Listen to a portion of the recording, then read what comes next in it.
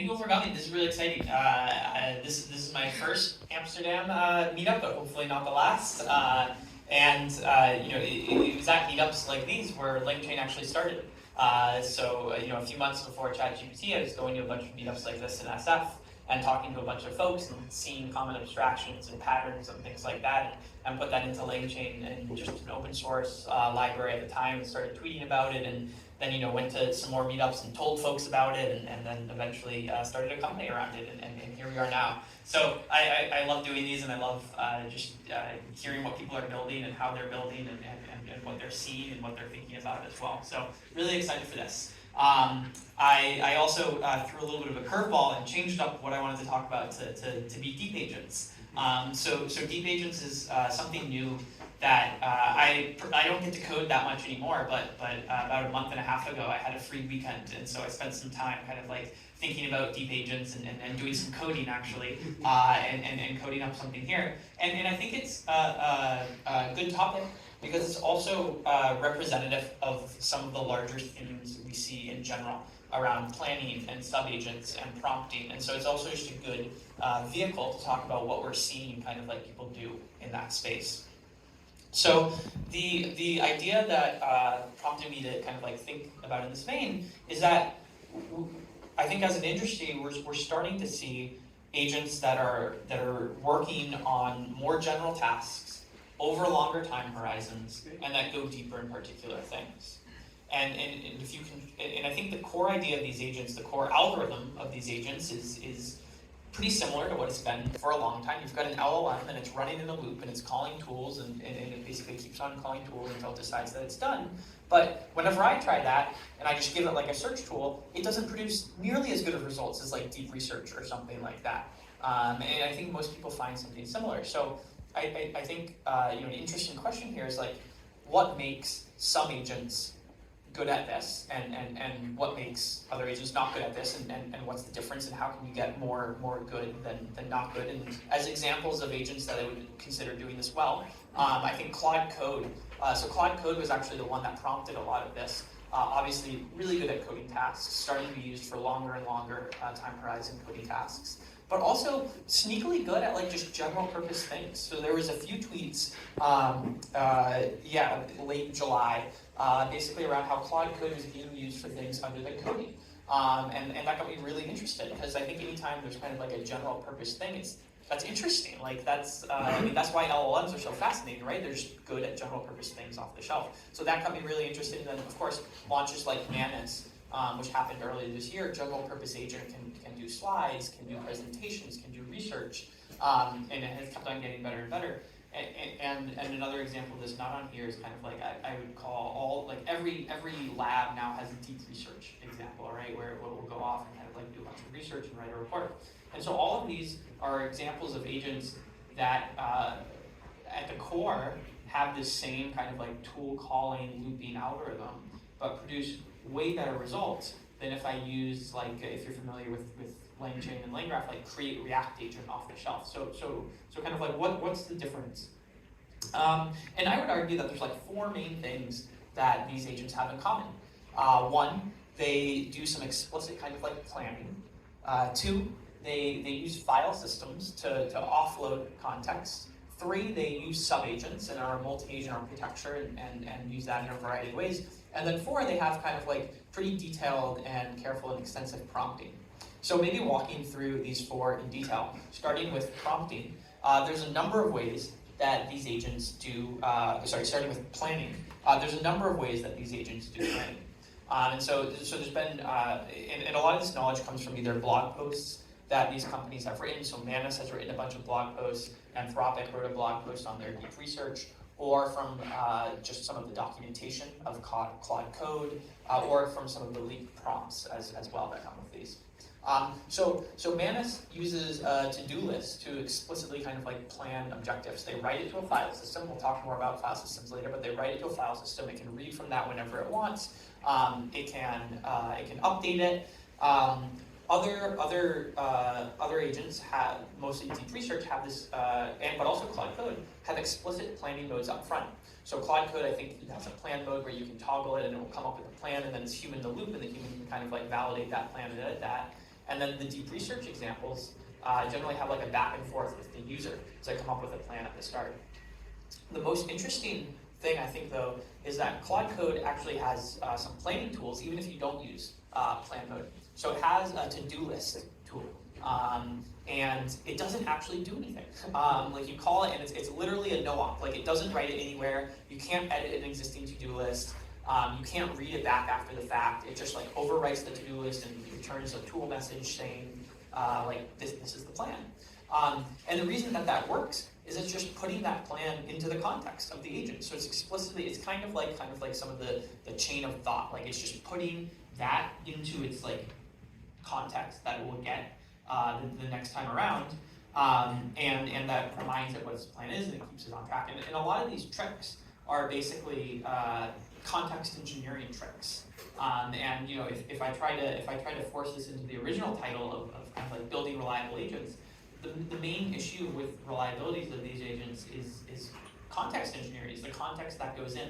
And so this is a nice little trick to put something into the context that is an explicit planning step that it will kind of like follow if prompted to do so over the next few iterations. Another really interesting thing that all these agents do in some form is use a file system to offload context. So for the coding agents, this is pretty obvious. They have access to kind of like your local file system and can run there. Manus explicitly uses a file system in a few ways. They use it for a to-do list tool, but they also dump a bunch of large context there. And the logic behind that is that, actually I'll get to that in a second. And then another use of this file system is in Anthropic's multi-agent kind of like research thing. So we'll talk about multi-agents in the next step, but typically the way that these sub-agents work is you give them a task, they do some work, and they come back with kind of like a report, and that report is like a tool call. That's how it gets shown back to the main agent as a tool call. Anthropic's researcher had a way of kind of like taking notes along the way. So it would basically take notes, it would write it to kind of like a scratch pad, and then that scratch pad would just get propagated directly back to the scratch pad of the main agent. So it's not the tool call result, it now lives kind of like in the scratch pad. And the idea behind all of these is just giving the agent more control over the context that it sees or doesn't see. And so when it writes files, that's a nice way of kind of like when it writes a to-do list file, that's a nice way of basically just letting it think about what to do and write it somewhere, even if it's not persistent. When it dumps large files there and then reads there, that's basically giving the LLM the control over what it puts inside its context window, as opposed to if you just kind of like put all of that as a tool call result, you'd fill up the context window a bunch, and you'd be kind of like imposing your mental model of what you think the context should look like. And by giving it kind of like read and write access to a file system, you're letting it essentially kind of like manage its own context, which I think is really interesting because it's really flexible. Like it offloads more and more to the agent, and as the models get better and better, I think that's generally a good thing to do. The third thing that all these do in some form is they use kind of like sub-agents. So Anthropic's multi-agent, or Anthropic's deep research used sub-agents to do searching. So specifically what this would do is it had the main agent. The main agent usually wouldn't, or maybe never would, call the search tool. Instead, it would call kind of like a research agent, and that research agent had access to the search tool. It would run a bunch of searches, a lot in parallel, condense the information, choose which ones to kind of like include, and then write some kind of like report, and that report would get passed back to the main agent. Why does this work? Again, it's all kind of like context engineering. The sub-agents can now do a better job of researching because all they see in their context is the task that the main agent wrote. They don't see any of the previous kind of like work. There's downsides to that, we'll get to that later, but they're just really focused on this task. And likewise, the main agent, all it sees is what the sub-agent deems to be like the right thing to see at the end. It doesn't see any of the intermediate searches, it doesn't see any of the bad results, it just sees whatever kind of like the sub-agent wrote at the end. So a lot of this is just like context engineering. It's just giving agents more focused kind of like context. Claude Code has a built-in task tool that uses sub-agents. By default, it comes with a general purpose sub-agent that has access to all the main tools that the main agent has access to and the same instructions. But you can also give it kind of like custom instructions and custom tools. and they did a release a few weeks ago around these custom sub-agents type things. One thing that becomes important when working with sub-agents is, again, context engineering. So the difficulty that arises is now you have to be really intentional about what the task the sub-agent gets is. Does it have all the proper information that it needs to complete the task? And so this is generally done via prompting, and we'll get to that, but it's done via prompting, instructing the main agent to say, hey, you need to give the sub-agent all this information, make sure it has this. If you need it in this format, you need to specify that. If you want it to write it to a file, you need to specify that, and making sure that it's a good communicator, essentially. And likewise, the sub-agent needs to know the response format that it needs to return things in. If it's expected, like a common failure mode that we see is like the sub-agent will do a bunch of work, and then it will say, done, and then all the main agent sees is done, and it doesn't see any of the research that it did or any of the insights, and so you need to prompt the sub-agent to say basically like, hey, your final response, the user's only going to see that. Anything you want to see, it needs to all be in there. And then another thing that is kind of interesting as well is, or it relates to making sure that the sub-agents have all the appropriate context. We see sub-agents being far more useful when they have access to kind of like read tools rather than write tools. So Cognition wrote an interesting blog post on using sub-agents for coding, and they said that they generally didn't find it to work, and an example they gave is like if you try to split up coding, if you try to have sub-agents do coding, you ask one agent to write tests for a function, and then the other agent to write the function. If it just writes a function that's completely different, with a completely different signature than what the tests expect, that obviously won't be usable. And so I think this is an example of how like writing code is write functions, and write functions are generally, I don't know if harder to coordinate is the right word, but if you write something that is itself context that the other sub-agent won't have access to, so there's this kind of like communication issue there. But then too, I think you can argue that like, hey, maybe there's a way to design this system such that if there was better context engineering, you could get around this problem. Like you could have the main agent specify the function signature, for example, and say, hey, agent one, you need to write this function signature, and then the test agent, write test for this function signature. Then there's some other questions like, what is the functionality? If we add some functionality that's present in the function but not present in the test, there's that missing context as well. So it doesn't completely solve it, but I think it highlights some of the issues around using write tools with sub-agents. And then the last thing, and this sounds basic, but like prompting is still important. I think there's sometimes a sense that like prompting is dead, or the models are going to get so good that you're never going to need to prompt. And I think this is really, really far from the case. So this is a leaked Claude code prompt. If you look at kind of like the instructions and tool descriptions, it's like over 1,000 lines long. And this is from Anthropic. They made Claude the model, right? So if they're doing like all this prompting, then we should all be doing just as much prompting as well. And I think the logic here is that yes, the models will get smarter and smarter, but what you're asking them to do is generally a specific task, and that specific task is just a subset of the data that they're trained on. And so your prompt needs to give them all the information to condition their responses appropriately, such that they do exactly what you want them to do. Like LLMs are not mind readers; they're not going to like read your mind about what you want them to do. And then the other thing that I'd highlight is like this is a diff of the prompt. Like they're constantly updating the prompt. Like it's a very like iterative journey. And going back again to like building reliable agents. Like building reliable agents isn't just something you do once. Like it's a very iterative thing. Like you build a prototype, then you iterate on the prompt, maybe you iterate on the tools, you launch it to the public. People use it in like weird ways that you don't expect, so then you need to go back and iterate some more. And so like a lot of prompting and a lot of building the reliable agents is iterative. And so this is a nice little table of how all we added in. We have like an open deep research implementation, and so we do a bunch of similar things. And so all of these use these in like some form. And so we bundled all of these things up into kind of like a deep agents Python package. And the general abstraction was it uses create React agent under the hood. So it uses the same kind of like algorithm. What's the difference? There's part of the built-in prompt. So there's built-in kind of like tool descriptions for how to use the tools that we'll talk about later.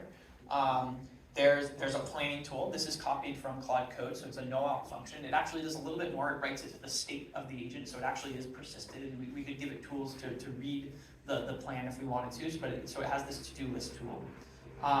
We give it a file system, we give it a virtual file system. So we use the state in LangGraph to basically mock out a virtual file system and mock out some kind of like list, read, write, and edit tools over that. And then we give it subagents. We do the same thing that Claude Code does. So we give it kind of like a default subagent that by default has access to all the tools and the same instructions as the main agent, but then we also let you provide kind of like configurable subagents. And then of course on top of this, you can provide custom tools, whether they're MCPs or functions. And you can also provide custom prompts and custom instructions. And so we've used this a bunch internally. It's a very high level abstraction, right? Like LangGraph, if you're familiar with that, really low level abstraction layer. Create React agent is a higher level one on top of that. Deep agent is even higher. It comes with, so like create React agent enforces a particular algorithm. Deep agents adds in default prompts and tools, so it's even higher level. The idea is that it lets you get started with these agents that can do things more reliably over longer time horizons more easily. You give it instructions, you give it some tools. Interestingly, we've seen that the hardest thing about this is actually writing the prompts, because you still need to have these pretty detailed instructions, and I think most humans, myself included, kind of suck at writing prompts. Like it's not fun.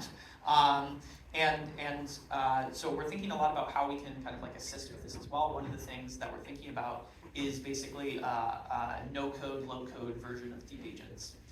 So you just take kind of like the MCPs, those are the tools. Sub-agents, because they're just prompts and MCPs, you know, they're also, it's recursive, that's also easy to do in like a no-code way.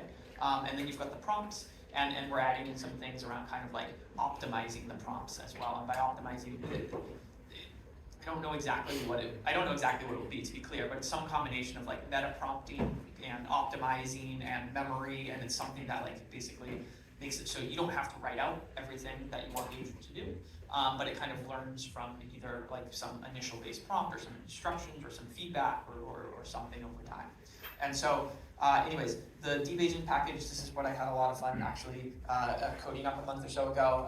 There's now a version in TypeScript as well, if you want to check that out. And yeah, we're pretty actively iterating on this, both in terms of the library, but also thinking about how to put it into a platform and build kind of like a no-code version of it. So that's all I've got. I don't know how much time, I have no clue how much time we have left. I think we certainly have at least, we have 10 minutes for some questions. 10 minutes for some questions. So who dares to ask us first? And I don't need to bring the microphone to you, but I can. I have a question. So I have a new bank so how we can take it as will they be complex and say code and Yeah, that's a good question. I think Claude Code and deep agents could be viewed as very loose competitors. Yes, I think like on the surface it may seem like no, like you know, deep agents is a library, Claude Code's for coding, and you know, but I think yes, like I think both are like agent harnesses. Absolutely. Like I think like you know, and another thing, I mean, the thing about this space is it's just like moving so fast, and everyone's, you know, updating their beliefs and their focuses and changing directions. So like, yeah, I do think part of what made me think about deep agents and want to work on it was seeing people being like, oh, Claude Code's like a general purpose agent. It's like it's an agent harness. And that was really interesting to us because we also build agent harnesses, right? So yeah, I think they're not like directly competitive, but they're absolutely in the same universe. Yeah. So you mentioned the local version of deep agent. I haven't tried this one yet, but I'm using LangGraph, which is super powerful. But a common pattern is that when I use it with connections to other services, I need to build those nodes every time. So my question is, do you have any plans of building those previous plans connecting to other third-party services? Yeah. Yeah. Good question. So we think about a few different kind of like levels of abstraction within kind of like agent building in general. So at the lowest level, there's kind of like LangGraph, and it's very unopinionated about what your agent architecture should be, and the nodes can be anything, and it can connect to anything. The next level up is kind of like LangChain, and actually we're working on like LangChain 1.0. There's an alpha version out, go try it out. It's basically the create React agent built on top of LangGraph. And we're working on, and one of the things that we added is this concept of kind of like middleware. And so middleware will be kind of like pre-built, you can largely think about it as like pre-built nodes actually, and some of them will actually, middleware will also contain kind of like tools that the LLM can call. So you can think of it kind of like as these pre-built packages that you can attach and add to this create React agent architecture and get some of this out of the shelf. And then the highest level up would be this low-code, no-code thing for deep agents, and there the main thing is these tools that it needs to connect to, the MCP servers. We've had tools in LangChain from the beginning. They've been like in-memory tools, like we've had a collection of them. We're debating how much to kind of like build out those tools. Like one of the things we hear is that people generally want to bring some custom MCP servers as well. So we're gonna have first-class support for that. We'll probably have some tools kind of like off the shelf to make it easy to get started. How many do we have? TBD. Thanks. How do you go about debugging stuff? Like you're adding Yeah. a complex system and you have a high level abstraction and then you use detail on what goes wrong. LangSmith. So one of the other products we build is called LangSmith. It's a observability and evals platform, but observability isn't quite the same as kind of like software observability, where like you think about it after you put it in production. It also means like debugging, like tracing and debugging. And so I said context engineering a few times throughout the presentation. If I had to give one on kind of like building reliable agents, a lot of it would be on just like context engineering. So when you talk about these multi-agent systems, and even single agent systems, when they go wrong is when an LLM call messes up in some form. And why does an LLM call mess up? A, the model's not good enough, or B, and this is actually the more kind of like likely cause from what we've seen, the context is just bad in some form. It's incomplete. Maybe it's missing kind of like tools to call that to give it the right context. Maybe it doesn't have the full instructions. Maybe it has too much context and it's kind of like overwhelming the model. And so a lot of this debugging agents really comes down to like understanding what exactly is going into your LLM, where did it come from, and LangSmith gives you a really good view of this. And I can pull up something pretty fast, I think.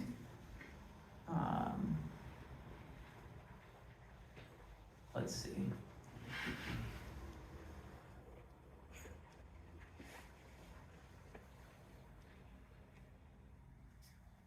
Yeah, so this is our chat LangChain project. So this is a chatbot over our docs.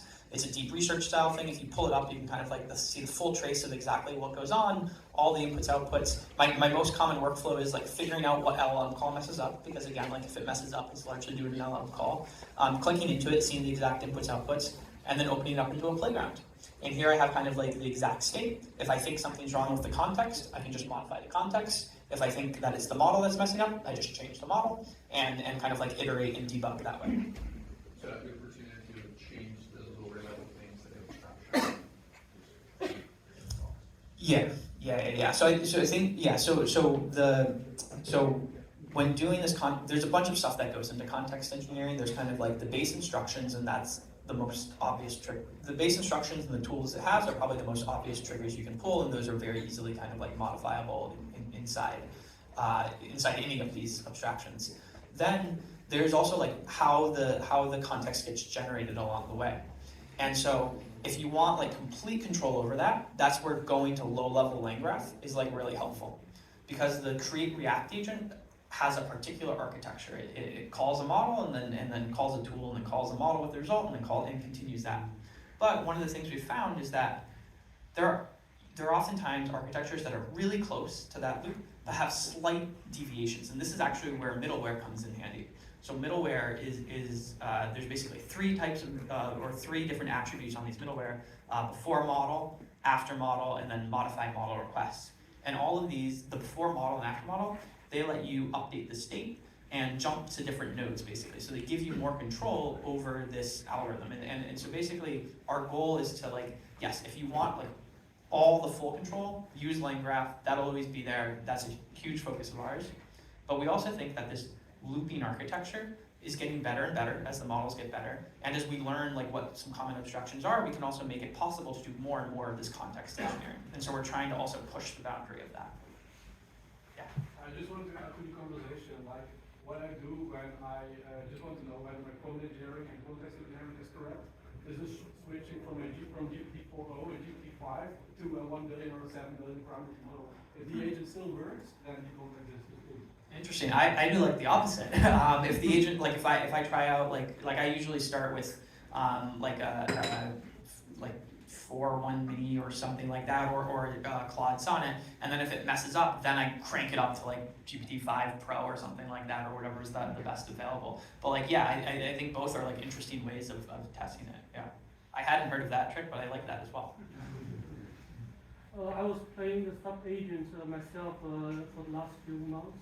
Actually, I had a lot of problem with managing the context. One thing I found out is sometimes using the context to the sub-agents, even the result comes even worse. Let's stay on the main stream, on the main agents, just keep one task, focus on the workflow. Do you have any kind of suggestion or best practice? What scenarios I should use as sub-agent? What scenarios I should not? Yeah. So maybe two comments. One, I think like a lot of the behavior of how the main agent uses sub-agents and interacts with them and what they send is kind of like determined by the prompting that's in the system, and so like modifying that's probably the one of the best ways to control that. But two, you know, as we work on this kind of like meta prompter or prompt optimizer, or not even prompt optimizer, deep agent creator. Part of it is writing the config for this deep agent. And in the deep agent config are these sub-agents. And one of the instructions that I gave this like meta prompter is to actually, it wanted to create sub-agents too frequently and too easily. And I think there's probably more, at least the LLM thought there was like stuff that needed to be sub-agents that don't really need to be sub-agents. And if you just put some of those instructions, again, like, you know, like Claude Code's prompt is like hundreds of lines long. My prompt was like 10 lines long, and it was trying to like create a sub-agent. Just put it in the prompt. Like it's going to be way simpler and easier. And so like I do think, I don't know how much of like, you know, what the optimizer was trying to do is representative of what you know, people try to do. But I would say that like probably like, yeah, don't rush to create sub-agents. It definitely adds more complexity. If you can get away without it, then don't do it. Yeah, maybe back there and read.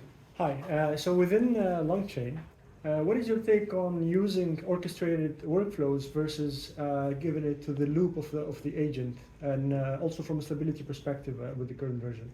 Yeah, good question. I don't think there's a right answer. It really depends on kind of like the problem and context. The way that we think about it is there's kind of like workflows, and they're very predictable. And then there's this like tool loop, and it gives you a ton of autonomy.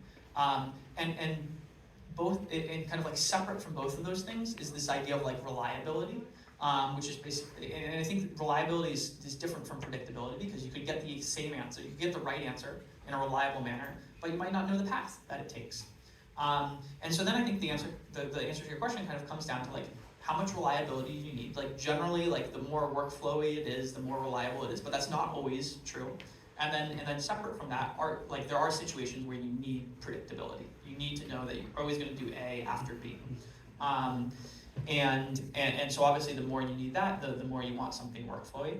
I do think that more and more of these, not all of them, and so the whole idea of LangGraph is it lets you fluctuate anywhere on this graph that you want, which we think is a huge benefit, because you're probably going to want to experiment in different use cases, or you're going to require different things. We do also think that more and more will go into this tool calling loop. Both because the models will get better and they'll be able to do it and it will be more reliable, but also because we'll figure out abstractions like middleware, which let you bring some of this kind of like predictability to the steps that get run. And so our goal is to push that abstraction as well. So kind of a non-answer, but that's how we think. Thanks. For the deep agents, what would be a good strategy for evaluation while remaining cost effective? Yeah, I mean, I think for evaluation of deep agents, probably pretty similar to kind of like agents in general. Like the typical pattern that we see is like, to start, it's like largely vibe based.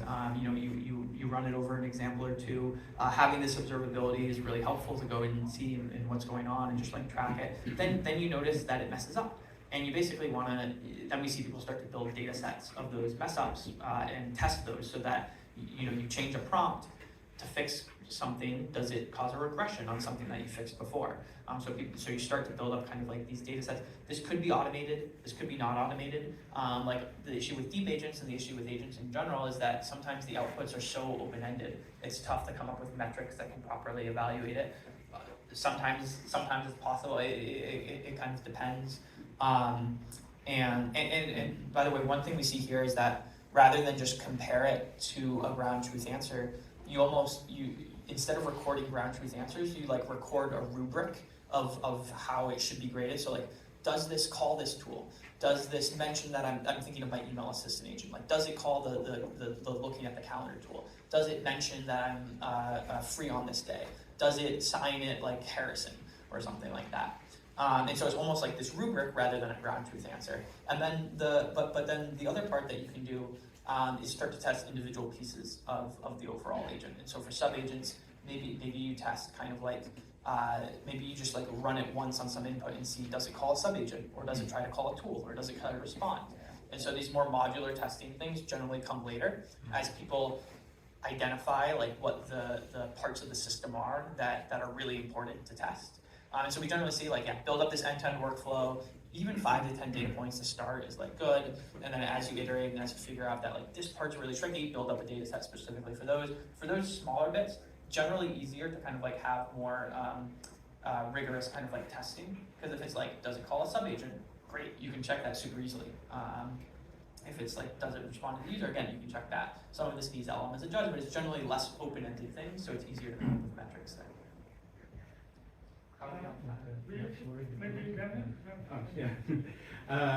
I'm very interested to experiment this for coding, for purpose-built coding. Have you had any experience yet? And because I think it's very interesting, because with this you can really do this kind of pre-planning in a very purposeful way to build context. Would you recommend to use this tool also for the coding part, or like combine it with, for example, Claude Code? Yeah, good, really good question. So a few answers. One, we have a branch where we have an example of using it for coding. And we actually have an open source project called OpenSuite, which we're rewriting on top of this. And so yeah, I think this is great for coding. Two, we actually have a blog that I probably need to edit tonight that someone on our team wrote on how to make kind of like general purpose coding agents good at specific things. So the problem for us was, how do we make Claude Code really good at writing LangGraph? Because we want to write LangGraph, we want people to write LangGraph. How do people do that? And so we just ran some kind of like pretty simple kind of like ablation studies, but generally found, there's 2 methods that we tried. One, give it access to MCPs to access docs. 2, give it kind of like a pretty detailed Claude code, Claude.md file. And then 3, give it access to both of them. And we found that when it had access to both of them, it performed the best. But when it had access to the Claude.md, it was higher than when it had access to MCPs. So the interesting finding there, I think, is that like a detailed system prompt, or I think Claude.md acts as a system prompt in some sense, like a detailed system prompt, super valuable. And so I think like in deep agents, that's not deep agents. Deep agents lets you provide a custom system prompt, and so as does Claude via Claude.md. But I think like that might be a pretty good kind of like use of time, is to come up with a pretty detailed system prompt, Claude.md, for whatever the specific task is. Okay, thank you. Yeah, I think there will be always more questions, so sorry guys, but we have to get to the customer stories, and I think maybe there will be opportunities to ask some questions as well.